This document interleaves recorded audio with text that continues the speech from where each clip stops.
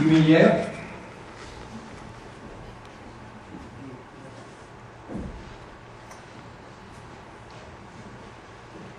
Je n'étais pas monté plus tôt parce qu'il n'y avait pas de place apparemment. Maintenant, il y en a une. Bon, je vais essayer d'être bref puisque nous arrivons en fin de séance. Je dirais que le petit livre que j'ai publié il y a 8 mois à peu près est en fait un livre que j'ai conçu comme étant un complément à un livre que j'ai fait auparavant qui s'appelait Un goût de cendre, et c'est un livre qui portait sur la situation réelle de la France aujourd'hui, situation qui me semble très peu abordée dans les médias, très peu abordée dans les analyses.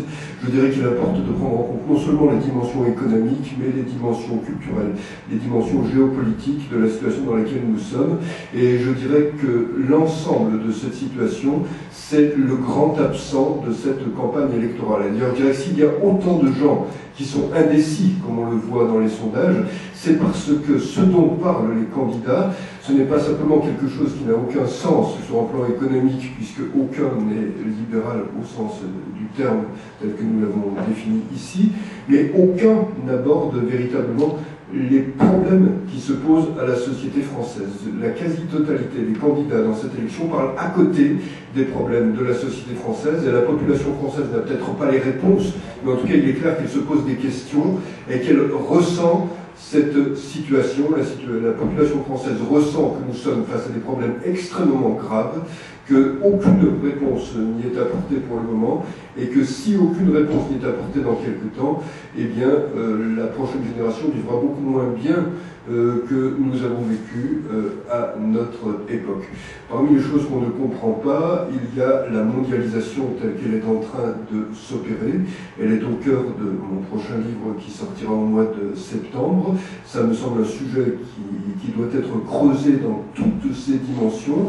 Et je dirais que très symptomatiquement, quand je suis allé voir des éditeurs pour ce prochain livre, j'ai remarqué qu'en abordant un certain nombre de notions, j'avais l'impression de leur parler chinois, javanais, en tout cas une langue qu'ils ne comprenaient pas.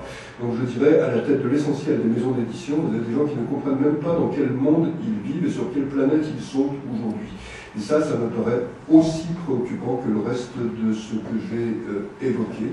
En tout cas, il me paraissait utile, quand j'ai sorti ce petit livre que j'ai écrit très brièvement après les émeutes de novembre 2005, d'expliquer pourquoi il y avait ce malaise dans la société française, quelles étaient les racines de ce malaise, et peut-être quelles étaient les perspectives qui pourraient éventuellement, si un sursaut se dessinait, permettre d'en sortir.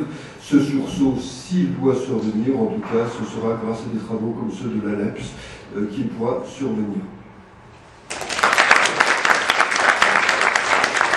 Merci bien. Je pense que Jacques Garello a quelques mots à ajouter pour clôturer cette session. Simplement pour vous dire merci